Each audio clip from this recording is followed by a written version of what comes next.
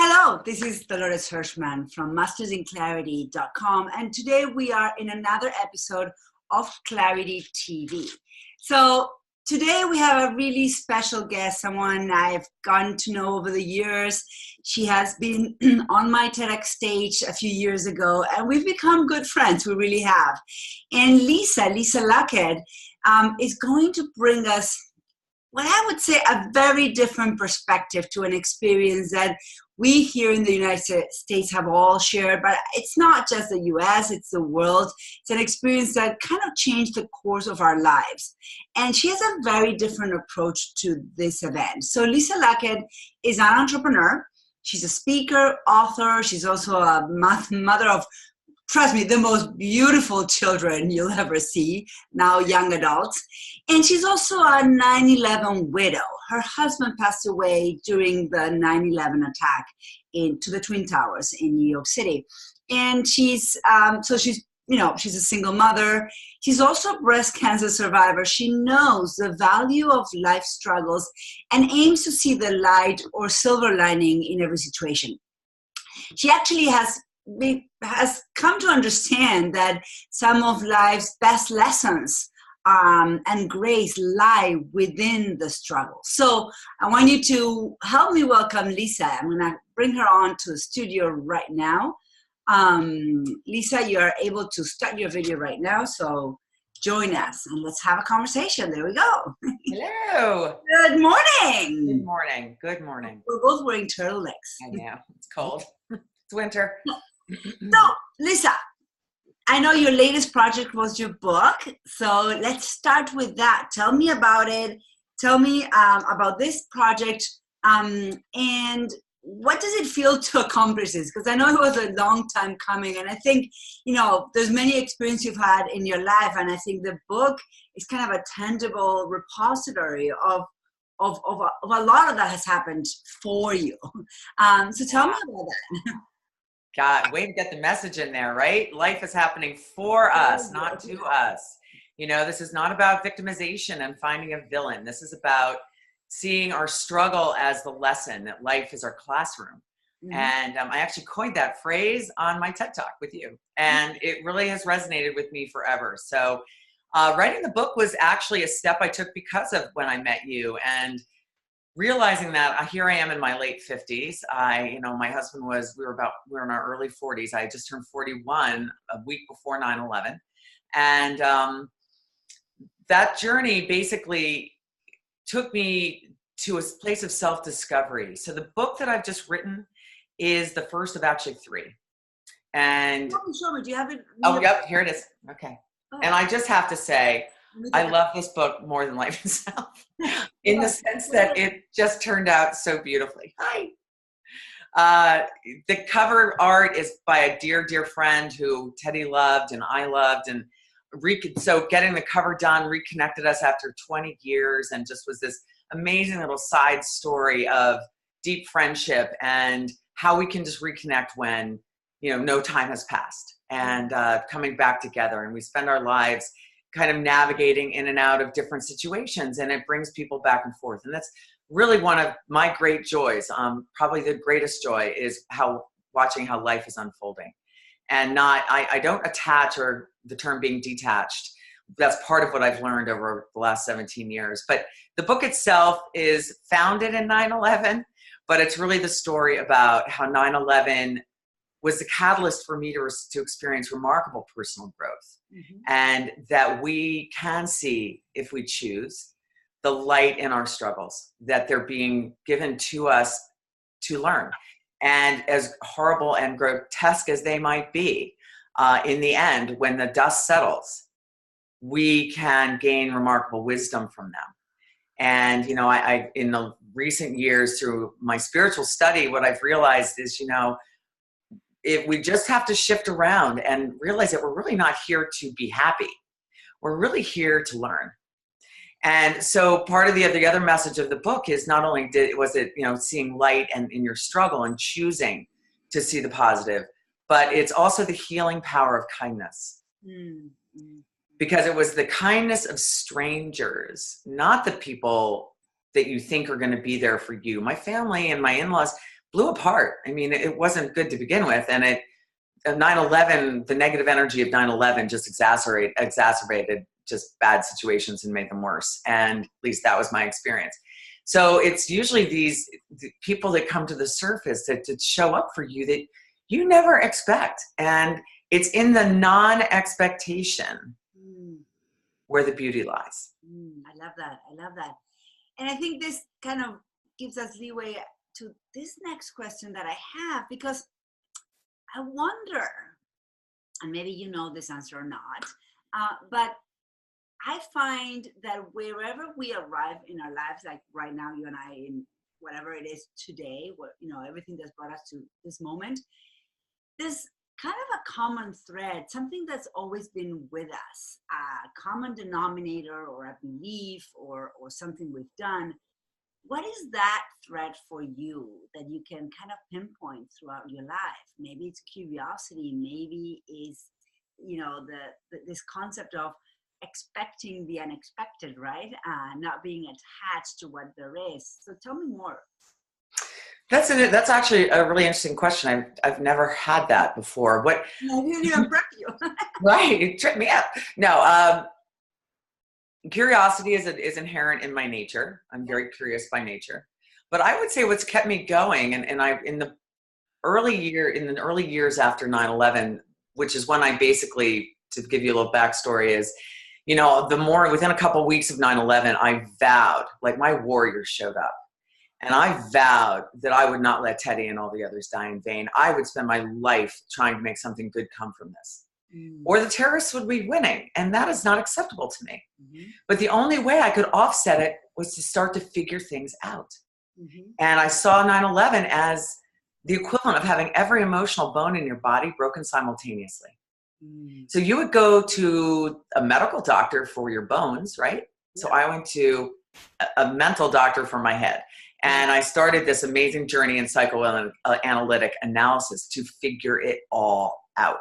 And what ended up happening is I basically became consumed by this journey of self-discovery. And I can't tell you, can only say it is one of the most remarkable things anyone can do. There's nothing more interesting than studying your life.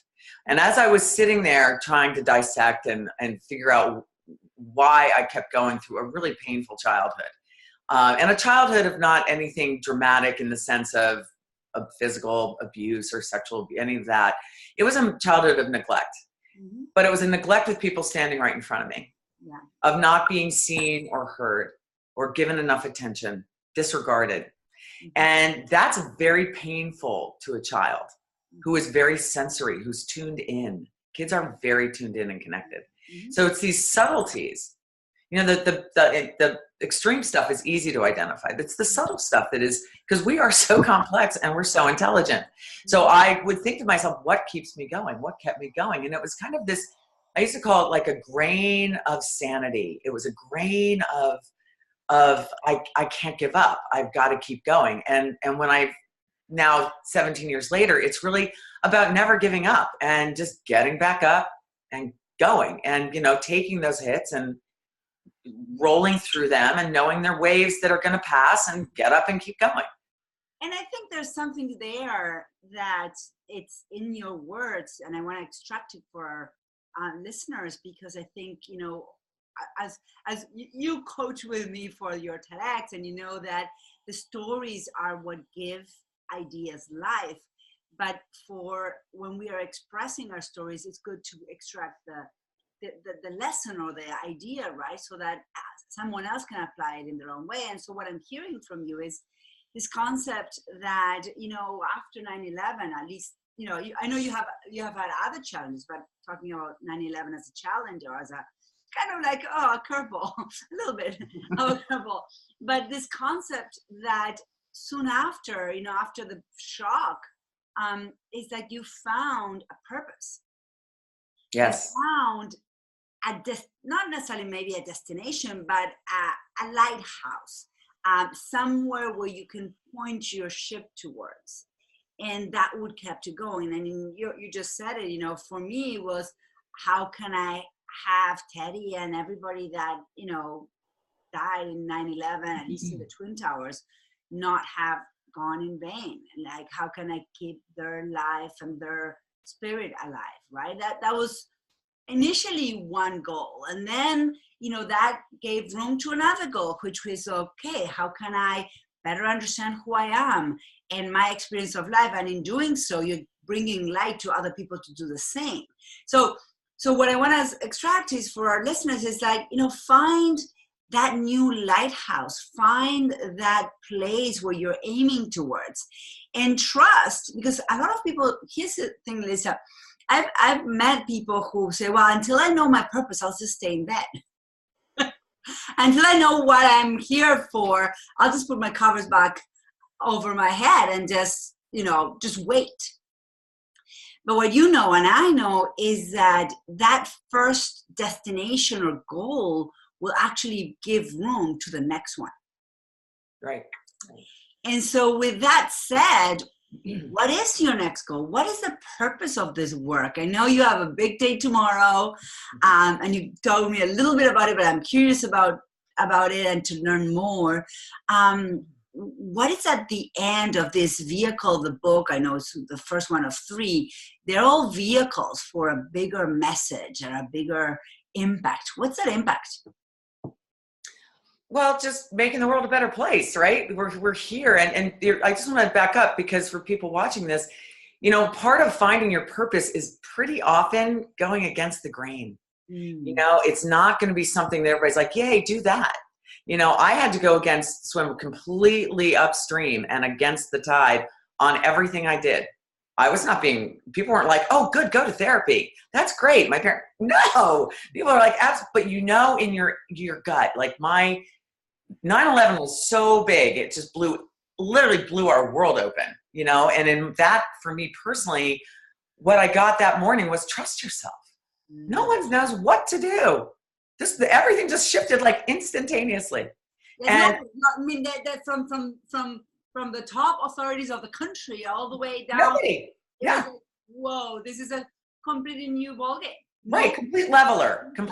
I was nursing a 4-month-old. I had 3 kids, and I had to get them through it. I mean, it was instantaneous what my immediate purpose was. And that has never stopped. My children have always been my number one priority. And, I thought everybody felt that way. Well, maybe not everybody does really feel that way, if they really dig deep and they look inside, because there's so much lack of emotional knowledge in our culture that nobody really knows how to sort all this. That's just my comment, is if you're waiting around to find your purpose, it's that thing that's nagging at you. It's that thing that is being born through you, birthed through you. What isn't resonating, that's the path that's going to show you the way. So it's not necessarily like, ding, I want to do this. It's, wow, this isn't feeling right. Where am I going with that if I'm going to be really honest with myself? And, I might have to look at some relationships in my life that are actually pulling me off a path that I want to be on. So a lot of it is you're going to have to be brave. And, one of my mantras is choosing courage. And I'm not talking about courage to run out and save someone from a fire. That's good too. But I'm talking about courage to disagree with your parents. I mean, I disagree with your training, I was standing next to you walking onto your TEDx stage. And I mean, I've said this about many people that I've ushered onto a stage. You guys, and I do too, we shake. People think, oh, if you're on a stage, it's because you're really comfortable and it's so easy. Heck no. You were shaking like a leaf. I was shaking like a leaf. Every one of those speakers that day, and every time I posted those events, it takes a lot of courage to stand in front of 1,200 people and just speak from the heart in under 18 minutes, by the way. Which I was 20, so I failed at that, but right. But I love that you're saying this, is that, that calling is not always the most comfortable one. And it takes courage to say yes. It takes courage. And so, you hear these little mantras that shoot around society, do something that scares you every day. Well, that is actually exactly right. Yeah. And I've got my young adult children now who are 24, 21, and 17. And I tell them all the time, I'm pretty much uncomfortable all the time now. And, everything I'm doing, I'm pushing out of my comfort zone. Mm-hmm. But I also have to trust that it's all perfect as it is. You know, that there is no perfection. We are perfectly imperfect. We have to lose the model that has been carried forward of this mythical existence where things are going to be good all the time. And, you know, and so the good comes in between knowing you've pushed through that difficulty and you get to revel in the fact that you did it. You made it. Whether you did it well, really well, or you would have done it differently, doesn't matter. You did it and you're learning. And so the learning is really where the juice is. And the only way we're going to learn is to be uncomfortable at various levels. Doesn't have to be extreme, but just a little bit. On the edge of. Right. Push out. On the edge of our sofas. Yes. So let me ask you this. What are you looking forward in the next year? So you asked me in the question before where I'm going. So the first book, what I realized, and the writing, we mentioned this before, we could talk about book writing for an hour. Yeah. So I wrote my book. It took me 2 rounds to write it. The first one I wrote was wrong. It was negative. It was spewing. They actually call this a brain dump. I didn't know that because I was just in it. But it wasn't the book I wanted to write, but it was a lot of noise in my head and a lot of old pain that needed to be literally vomited out. So onto the page it went, 120,000 words that I threw away and had to start again, which I want you to know was excruciating. You know, we talk about getting back on the horse. Oh my gosh. I mean, that's what I mean. You just have to keep going. But when you have a story, much about the TED Talks and much about book, it's something you have to give birth to. You're pregnant and it's coming, whether you want to deal with it or not. Yeah. So back on the horse I got and realized in that experience that it wasn't 1 book, it was 3 books. Because what I'm ultimately explaining is my view of a beautiful future. And it's founded in a lot of knowledge and a lot of concrete information that I found and uncovered in my 15 years post 9/11 study. And it's all experiential. I didn't learn this in a book. I didn't learn this from anything else except studying my life.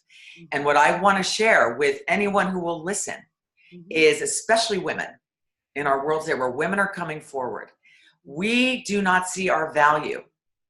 And our value comes in the term of wisdom. We know our people. We are the nurturer healers. And with a nurture healer, you're not necessarily forging the way ahead. You know, there's 2 men and women are different for a reason. The point is somebody's got to be there to hold it together. What is our greatest position? It is to say, calm down.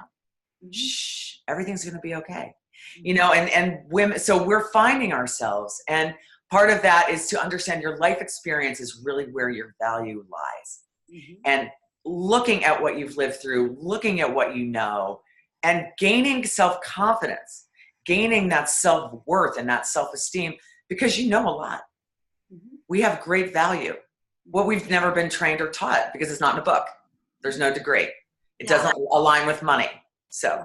Yeah. And so you're going to Tufts tomorrow. So to continue the story. So I'm going to speak to, which is how I've kind of, as much as I've been speaking to women's groups, which I love, but women are being served by many, many people at this time. And it's going to take many, many voices to affect many, many people. There isn't one anymore. It's taking thousands of us to change thousands of people. So we all are on this wave. We're all in this mission. But what I realized, and this is where I am today, my time in my late 50s, maybe I have 10 or 20 good years left to really put the pedal to the metal, to get out there. So writing the book was because I needed to prompt a speaking platform. And you're not really credible unless you have a book. Yeah. That's what I learned that year with you. So my time is going to be best spent with the young adults. Yeah. The kids in high school, college, kids emerging. The kid population is very different than we were. That they don't hear, and that's a population, 17 and under. I mean, you have a 17-year-old son, I have a 17-year-old daughter. Yeah, they were both, I remember when 9/11 happened, they were babies. But think about it, yours graduated from high school, mine is graduating this year, but everybody that is in high school and below now lives in a post 9/11 world and have no 9/11 experience. They know something happened or not, but they don't know what happened. Well, because the culture, so this is my point to the kids. the adult population is spinning out of control, and we're rooted in fear. Yep. And our culture's always been rooted in fear. Humanity is rooted in fear. It's the fight, flight, reflex. The problem is, as Americans, we're very young. The country's only 250 to 500 years old, right? Depending on how you choose to count it. The bottom line is, the term national adolescence popped into my head several years ago because it explains a reactivity. A reactivity that comes with lack of knowledge, lack of experience, really experience. And knowledge comes from experience. So we haven't taken the time to look at our lives, to learn from our experience as a culture. So the two questions that prompted the books are, which came out of all my study. Why were we so emotionally unprepared to handle 9/11 as a culture? And where was all the wise counsel to get us through it? And the answer is we don't have any preparation because we haven't chosen to put our time and effort into any emotional intelligence. We've been super serving intellect. We've been super serving physical fitness. When kids are getting 1600s and 4.0s on SATs and grade point averages, yet they can't get into the colleges they want, have we not super served academics? You know, when you have to take steroids to compete in the Olympics or in any kind of professional sport, have we not super served physical fitness? So the image that I'll be sharing tomorrow at Taft is the image of a three-legged stool and of mind, body, spirit, or physical fitness, intellect, and emotional health. Why did we tip over? So we basically, there was no emotional component, so we tipped over. Yep. And we just have to rewrite it. So the kids of the future, oh my gosh, I am so sorry, hold on. The kids of the future, and I'm just gonna try to explain this to them. The adult world lived in a world that was innocent, that was naive, by no fault of their own. We lived between two benign neighbors, Canada and Mexico, between two oceans, untouchable, right? Wrong. The kids of today have only lived in a fear-based society. We were fearful, but now we've got terroristic fear, which is a whole new ball of wax that keeps being fed, right? Because now we're a global world. We're not a national world. So 9/11 happened at the same time as the advent of the internet and 24-hour news, which was in its infancy then, and 9/11 exploded it. So but nobody's backing up to talk about that. And until we understand where we were, until we look at our situation, our culpability in the situation, we're not going to learn. We're not going to be wise. When we stay in that victim mode and we're still pointing fingers at the villain, we're not learning. So I see 9/11 actually as a birth canal, because birth canals are bloody and painful and scary, but they are necessary to break apart the old paradigms. So the adult world is freaking out because all the structures that we knew is breaking. But it has to break in order to give birth to the next thing. And the kids of today, anybody under 30, really doesn't remember a world that wasn't scary. So knowing that this is now the world, we have joined Europe, who's been dealing with terrorism for centuries. We are now in the game. And if we back up and we look at how was our behavior viewed by the rest of the world, what were we doing? We had the best of intentions, always trying to help, but maybe we weren't asking enough questions. Maybe we weren't asking permission. And that's an adolescent mindset, right? We have the greatest idea in the world. We want everybody to do what we think is right. But we force ourselves forward without looking left or right to back up and take a calm stance to say, wait a minute, what is going on? You said it at first, it's the concept, and this, whether it's an individual, a company, an organization, a school, a family, is a difference between reactive and building a proactive approach to life. Right. That's really, which is wisdom, right? Because that's the wisdom of life experience. Well, and it also requires trust, patience, and a sense of community, that you're not alone, that someone has your back. Well, correct. Yes. At some point, we all started operating like we were all fending for ourselves. not each other. Right. Well, we feel separate, right? So we've been struggling with separation. And the truth is we've never been separate. But this is all part of our evolution. And one of the things, and I won't be able to bring it into the talk tomorrow because it's only 20 minutes, back to 20 minutes, is that we think we're a lot further evolved than we really are. We're still pretty primal. We're still pretty reptilian. You know, we're trying to be sage. But at this time in our culture, we're still warring over how we think of or we call God. And sex is the number one topic on everyone's mind. Yep. That is as base human as you can be. That's base animal, actually. So you and I are trying to stretch for the sage, right? We're trying to be Yoda. And which I use I use a picture of Yoda in my PowerPoint tomorrow. But to basically say to the kids, listen, you guys are wired differently. We have raised you differently. The model that raised me, your parents, me, people before us, was the model of children were to be seen and not heard. Mm-hmm. 30 years later, I was raising my daughter in the 90s, and my husband looked at me and said, oh my gosh, we're just working at the castle for the princess. Mm-hmm. Because we were caregiving our children, actually spoiling them because we didn't really understand what was needed, but we understood that what had happened to us wasn't enough. Mm-hmm. So we've overcorrected. But in the overcorrection, we've allowed these kids to stand on their own and be who they're meant to be, not who we want them to be. That's the shift in parenting and where it's delivered to the young adult population today, in my opinion.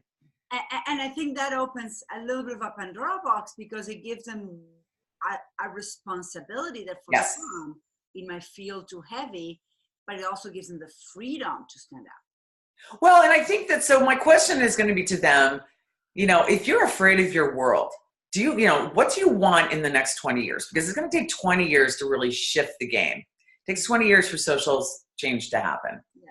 10, 20, 30. If you want the world to be spinning further out of control in 20 years, then do nothing. But if you want it to change, it's up to you. You have to start today. We hear, be the change you want to see in the world. Well, it's one little tiny thing at a time. So tell me one tiny thing you're going to leave them behind tomorrow. They all get pocket hearts. What? They're all getting pocket hearts. Nice. I hope I can get it. It's 600 kids. So to the audience today, a pocket heart is something I've been handing out. I make them. So I have one. You would think I would have them everywhere. A pocket heart is something I make that I pass out as a random act of kindness. I'll show you a picture of it since I don't remember. This is my business card, and that's a pocket heart. Yeah. I would run away from my desk to find one. I apologize for not having one. But so a pocket heart is a pay it forward or back for all the kindness and love that my kids and I received in the wake of 9/11. I've been giving them out for 10, 12 years, and I've probably given about 40,000 out at this point, with the understanding and intuitive understanding that one day they will network together as an underground kindness revolution. Because this stuff is quiet. It's not loud. We left a lot of them in my house at time. I left a lot of them in your house. Years ago. And my daughter somehow hoarded them all, and she has them all lined up on her windowsill. Yeah. They're fun to play with. They're a whimsical, lighthearted, in Teddy's memory, morph on something that was given to me a couple days into 9/11 by a friend who went to the site to look for Ted, and it was killing me to not go in myself. But I was surrounded by people. I had 3 babies. I couldn't go anywhere, but it was killing me because I am a warrior. New York was my town. I did lots of business at the trade centers. This was a personal attack on me as well as the country, and I'm a fighter, and I wanted to go, and I couldn't go, and it was killing me. And a couple days later, a friend of mine who was a fireman in the town next door just showed up at my door, like many, many people did. And he walked in my kitchen, and he had his hand in his pocket, and he said, Lisa, I went to Ground Zero yesterday looking for Teddy, and I have this with me, and I want you to have it. And he opened his hand, and in his palm was this little silver coin embossed with an angel. And he said, it's a pocket angel. And when I literally, Dolores, I kid you not, when I reached to take that from his hand, I got full body chills and this wave of dizziness. And all of a sudden, I didn't have to go to the site anymore. It relieved me of that pressure. It calmed me down. Chills, right? Because it's coming through us. We are very connected. And we need to nurture that connection, which is where we're ultimately going with the kids. They are wired differently. They are more intuitively charged, if you will. They are collaborative. They do not see difference. They look at us when any kind of utterance is made that's potentially socially incorrect. They are our keepers in this regard. So I'm going to say to them tomorrow, keep going. Basically, what I'm going to ask them to do is manage up. Because the adults are spinning out of control. We don't know what to do. Our world is breaking. We have no skills with which to do it. They have the skills. They just don't know it. But they have been told these things. Now I'm going to ask them to put them into action and choose to be the leaders, because it's their world to inherit. And, 20 years from now, I'm in an old folks home and they're in their late 30s, early 40s. It's their world. And that time is going to go in a snap. Yeah, as we know. I love it. So we're building the Clarity TV library. What Very is exciting. better than your book? And you can hold it up again. So The Light in 9/11, Shocked by Kindness, Healed by Love, Lisa Luckett. You can find it on Amazon, of course, right? Of course. What should we add to our library for our listeners? What do you mean? Your favorite book. Adventure. Oh, my favorite book. You're going to laugh. My favorite book is Dune. So I'm a sci-fi person, and I like anything by John Irving because I'm totally out of the box and a little weird. I like humor. I like intelligence. I like things that are out of the box that make me think that, we feel the question things, look at things in a different way. So sci-fi, which, I'm a Trekkie, Yoda's in my presentation, Star Wars.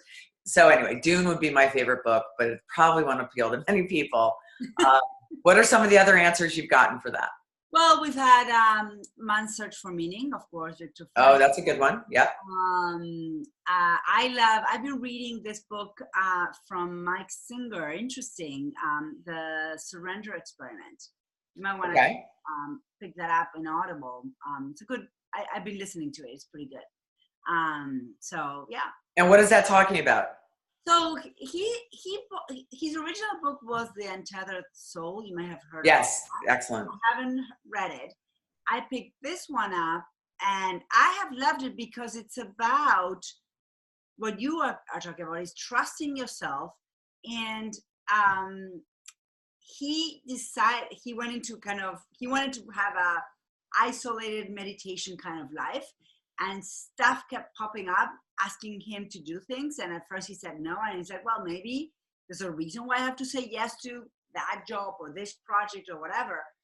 And the whole line of stories about surrendering was showing up and saying yes, even though half of his mind wanted to just live in the woods and meditate. He never stopped meditating or living in the woods, but he said yes to things that he ended up building a construction company. Then he ended up building a publicly traded software company with thousands of employees. Then he went through a whole FBI kind of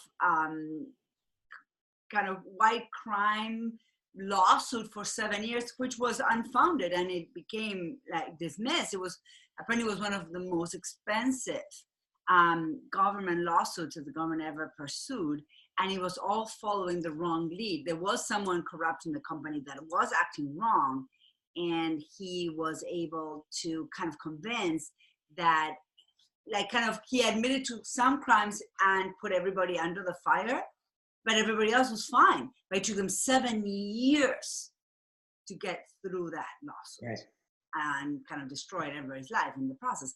But he surrendered to that too. Well, the surrender is the key to all of it, because we can't control anything. Exactly. And the immaturity, the lack of maturity, the idea that we can control anything is what's tripping us up. Yeah, I think actually, he's very aligned with your philosophy in that for him, every yes and every challenge in front of him was I wonder what I'm going to learn from this. I wonder how further along will my spiritual practice evolve because of this. Right. Right. So anyway, it's a mindset. It's a shifting of a mindset. And it's, again, part of, for people to do it, you have to walk away from limiting beliefs. You have to, the voice over your shoulder of your mother, your grandmother, of, to women, okay, if you ask for anything for yourself, you're selfish. Now, that's a message women have gotten for centuries. The truth is, healthy selfish is critical for us to a healthy life. Not ego selfish, healthy selfish. Right. You cannot serve on an empty vehicle. The body is your vehicle. Well, and the kids, so we can teach our kids this wisdom. And they are working so hard. We've given them such a challenge just to go through school now, to go to school and do the sports at the level they're expected. I ask every single adult I know, could you do what you're asking your kids to do? Could you pass high school today? I definitely couldn't. And get into a college. And get into college and do that. High school is crazy hard. Grammar school is crazy hard.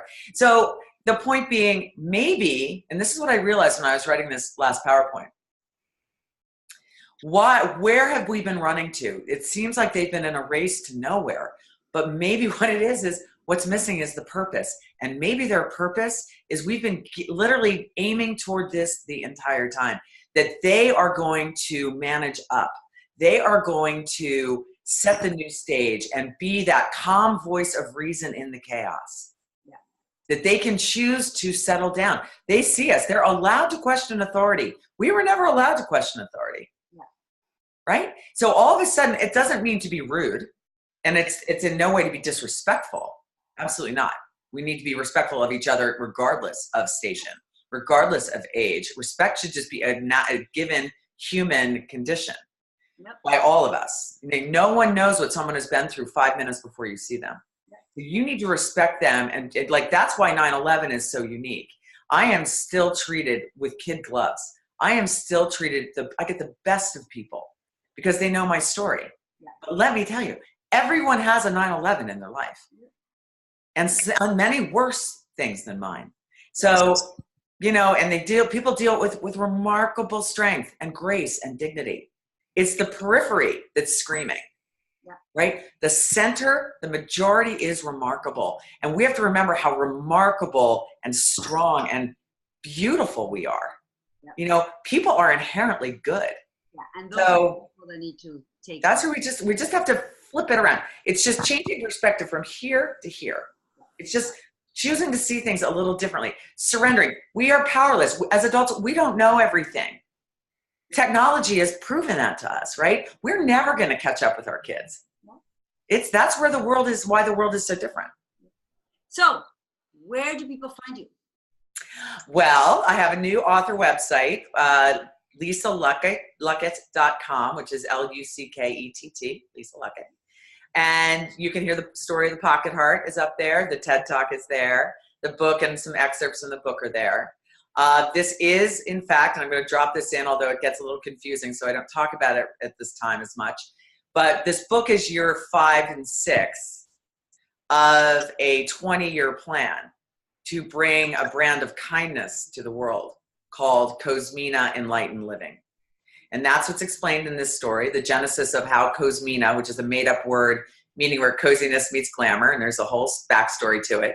Wow. But it's too long to explain in one sitting, but it's important. And so in this book, people can meet me. Right. And I'm pretty authentic, and I tell you my truth. And I am very honest by nature, probably to a fault. But I need people to trust me, because the next book is going to be the macro, the theory, the social study, the philosophy that I've discovered in these 17 years, and just applying that knowledge, applying that logic, that new out-of-the-box logic. And then the third will be our beautiful future and how we can have it. And it's just taking this shift of perspective based in surrender, based in letting go. And we can do this. And I'm only one voice of thousands in the same lane. So it's very exciting right now. And to be watching the evolution of mankind in real time, I just pinch myself. My Trekkie sci-fi self is loving this. So, I hope people feel hopeful and inspired in thinking out of the box, that they have everything they need. And all it takes is 10 seconds of courage to push through it. And on the other side is this incredible grace and knowledge of, and self-confidence and worth of trying, of the benefit of having tried. The reward is that you know something new. Awesome, awesome. So lisaluckett.com, that's where you can find Lisa. And I'm going to say a huge wow, I love you. It's so nice to see you. Thank you to everything. Thank you for supporting me always, Dolores. And to your audience, I would never be where I am without Dolores Hirschman. If she hadn't taken the risk, and I sounded like a kook when I talked to her on the phone for my TED Talk, back to the sci-fi part, that's when I was talking about book 3 before I talked about book 1, and it sounded kooky as could be, but it won't in 5 years. This will be normal, I promise you. As I say, this is coming. I'm just joining, and I'm in the wave, the first wave. So, but Dolores, I wouldn't be here without you, and I cannot thank you enough. Thank you. I appreciate that. So, good Love you. Bye, and to everybody, we'll see you in the next Clarity TV episode. Bye-bye. Good luck, everybody.